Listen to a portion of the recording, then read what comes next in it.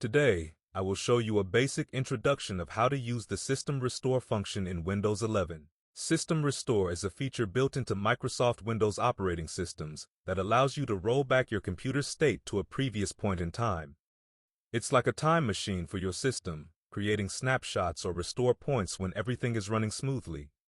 When you encounter a problem, you can use System Restore to go back to one of these points, effectively undoing any changes made to the system since that snapshot was taken.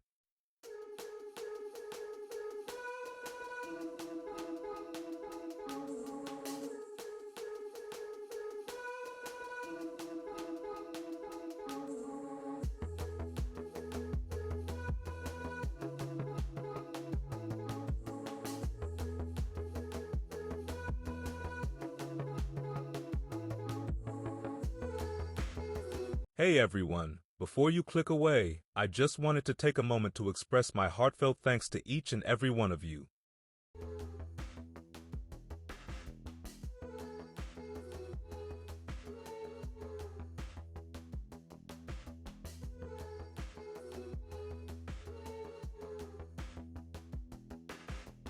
Please don't forget to smash that subscribe and like button.